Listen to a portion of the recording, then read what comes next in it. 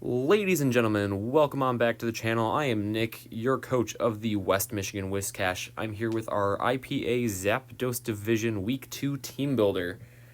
Before we get on showcasing my team and my opponent's team, you'll notice that Regirock is off the squad officially. I have replaced it with Lycanroc midday form. And the reason I did this, you'll remember in my draft analysis, I said Regirock felt a little redundant to Steelix, and I still felt that way, and I think Steelix was just too good to give up, and I like Lycanroc midday. It gives me a high speed tier. A priority rock move is going to be really good, so in the late game, if my Psychic Terrain is gone, I don't have to worry about it failing. And it's also a reliable rock setter, just like Regirock was. So I thought it would be good on the team for a little bit more offensive pressure. So I'm really happy I ended up picking up Stella, the Lycanroc midday. Alright, so my opponent, I am facing Double Dave and the New York Gigantamaxes. He's got a really good team that features our first and probably only Terrain War, but a Terrain War nonetheless. So he's has Tapu Koko, Ferrothorn, Vaporeon, Porygon 2, Alolan, Raichu, Volibee, Mega Sharpedo, Como-O, Arcanine, Venomoth, and Palisand. Some things to note about his team. He's got Rockers in the forms of Ferrothorn, Palisand, and Como-O. He's got a Spiker in the form of Ferrothorn. He's got a Defogger in the form of Tapu Koko and Volibee, and I think Venomoth. No Rapid Spinners to my knowledge. Just a really good team. It's a really good team. Tapu Koko is going to be setting up that Electric Terrain to try and fend off my Psychic Terrain. Mega Sharpedo really also appreciates Psychic Terrain because one of the best ways to kill it is through priority, and with Psychic Terrain stopping that, it's really good against him. Alolan Raichu is really good because Surge Surfer with the Electric Terrain is going to double its speed, plus its secondary typing is Psychic, which will get boosted by my Psychic Terrain. He's just got a really good team. So it's going to be a tough matchup, but I think we've got the squad that can do it. So let's get into the team. First off, we've got Bro Scrafty coming back. He is rocking his Roselli Berry, which will half the damage of any super effective Fairy-type moves. I'm mostly counting on Tapu Koko's Play Rough is probably what that's ideally going to be used for. His ability is Shed Skin with the moves Bulk Up, Drain Punch, Knock Off, and Facade. 184 HP EVs, 252 attack EVs, 72 speed EVs with an Adamant Nature. The 72 speed EVs is to outspeed min speed Vaporeon, just so that way I am covered for that. Max attack is just for the maximum amount of damage possible, and the rest is in HP to be as bulky as possible.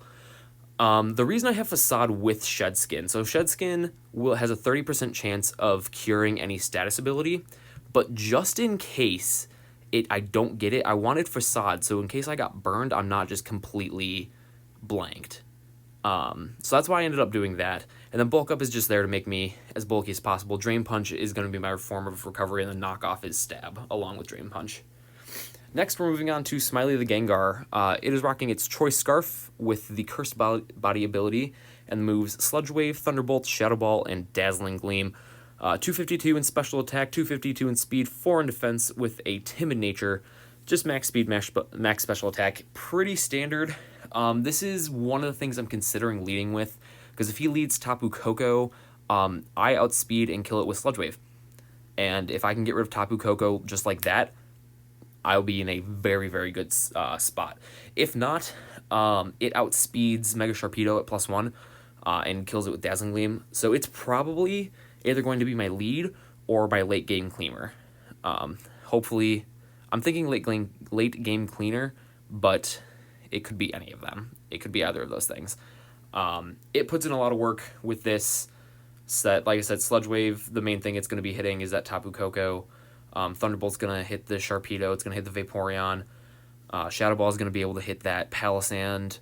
And then Dazzling Gleam is going to be good for that Como-O, which could come. Next, we are bringing Tectonic's the Steelix. It is rocking its Choppleberry, which will half the damage of a super effective fighting type move. The ability is sturdy, so it will never be one-hit KO'd. It is rocking Body Press, Rest, Curse, and Earthquake. 248 HPs in HP EVs, 8 in defense, and 252 in special defense with a calm nature? Careful nature. I was close. Body Press, Rest, Curse, and Earthquake, if I didn't mention.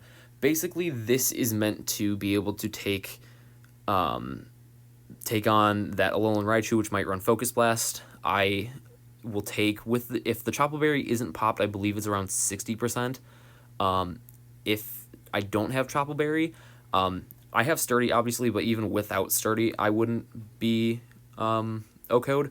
But in case, like, Spikes or Rocks get down, I wanted to have the Choppleberry so that way I can live a Focus Blast from that Raichu and then KO it with Earthquake.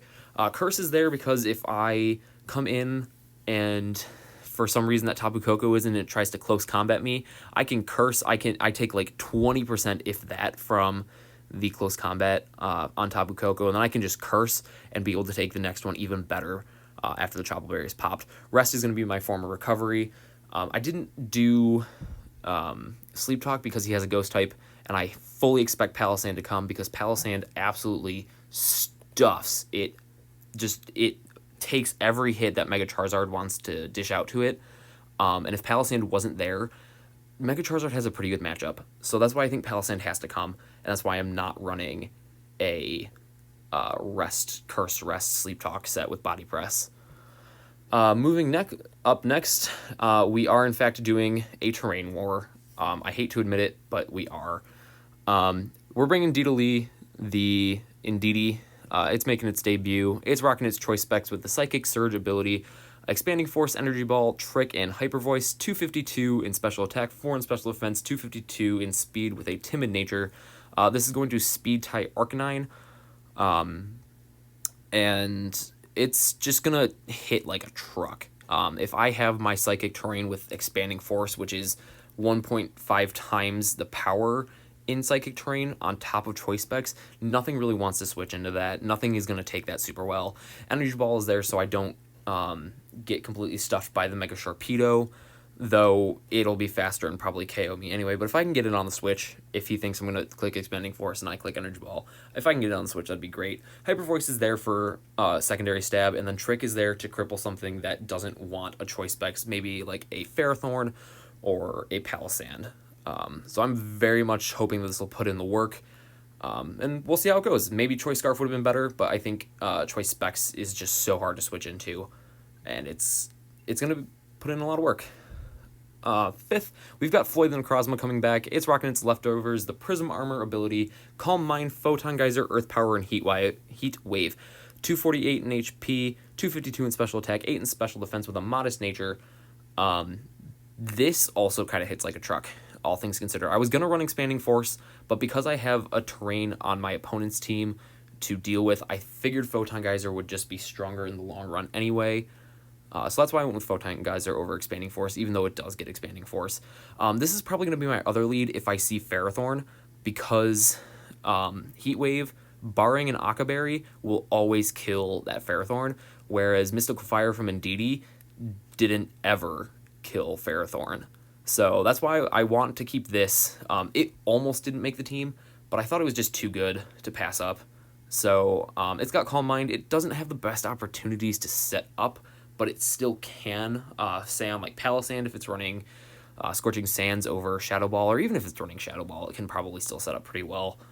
And then Photon Geyser is there for the stab. Earth Power is there for the Tapu Koko and the Alolan Raichu. Heat Wave is specifically there for the Ferrothorn, but it can also hit the Venomoth on the Switch if he doesn't expect it coming, or, you know, Photon Geyser exists too. And yeah, so it's just going to be really strong. My last Pokemon here is Whitney the Whimsicott. She is rocking her leftovers with the Prankster ability, Moonblast, Giga Drain, U-Turn, and Tailwind. 44 HP EVs, 252 in special attacks, 212 with a timid nature in speed. This is the newest member. This was originally a Electric Seed Hawlucha, kind of trying to like counter team a little bit because Electric Seed is something that's often paired with Tapu Koko. But Halucha, even at +2 with a Swords Dance and an Adamant Nature, didn't do a whole lot to his team.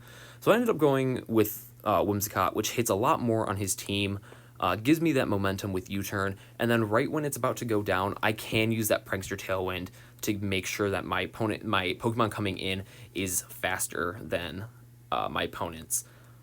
Which is just going to be super clutch, especially if it's in on the Mega Sharpedo, which would, if it's at +1, would normally outspeed it. Prankster wouldn't normally work on a Dark type, but because Tailwind doesn't affect my opponent, Tailwind will still go off, and then I can Revenge Kill it very easily. So that's the squad.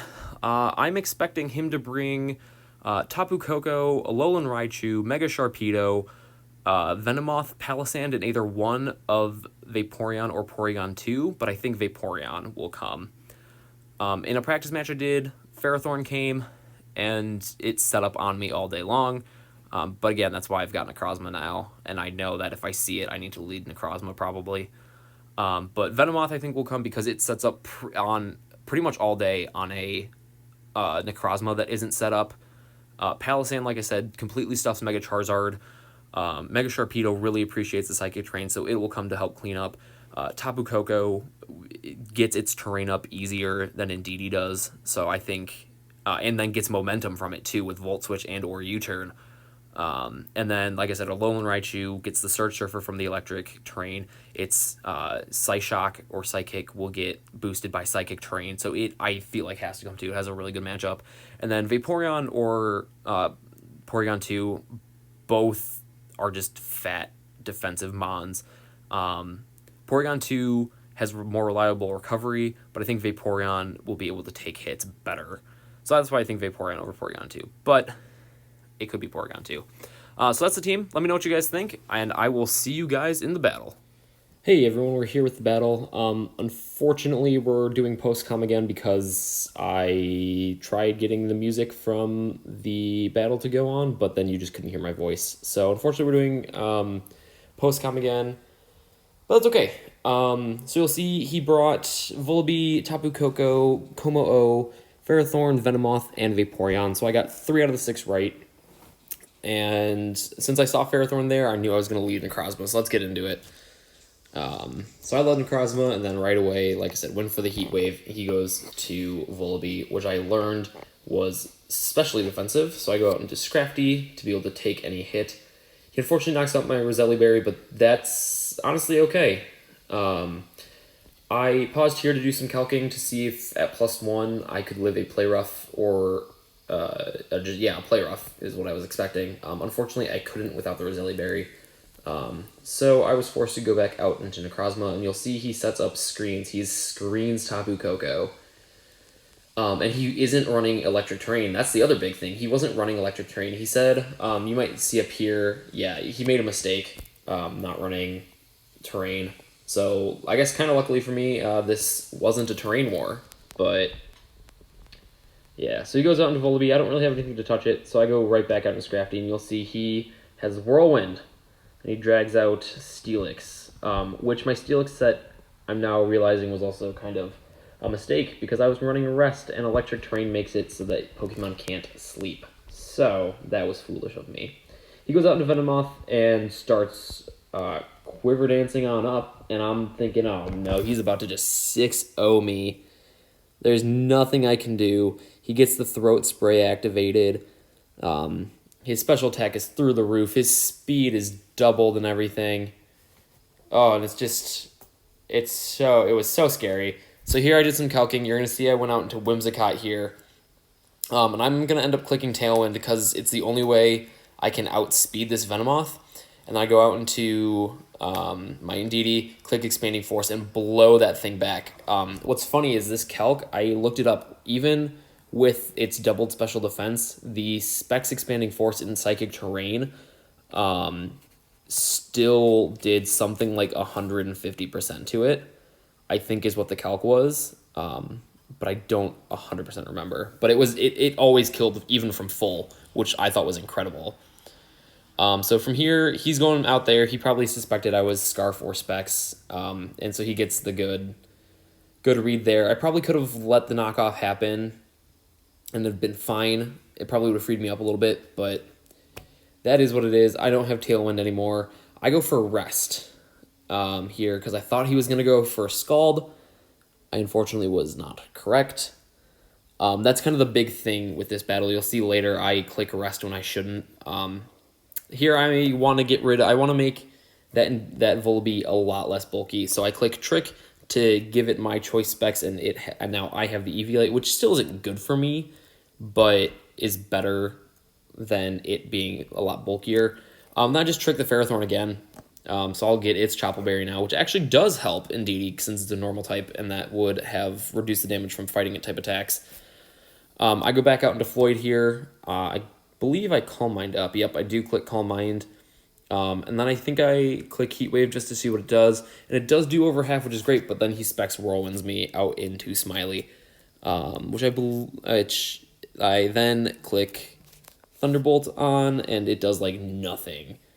And yeah, so this battle isn't going super well for me right now. You'll see I'm trying to just burn the sleep that I had, and that's just going to let him wish right on up. He's going to flip turn out into Volby, and then I Curse. So I'm finally getting this to start working a little bit. I'm going to see if it works. I go for the Body Press, bring him all the way back down where he was, and he just Whirlwinds me again, which is so annoying. I'm going to Thunderbolt again, not going to think about that play, didn't want to predict. And then he goes out into Tapu Koko. I'm going to go back out into Steelix. And then I clicked Earthquake. And this is where I, again, click Rest, because I thought he might go for a close combat, but he doesn't.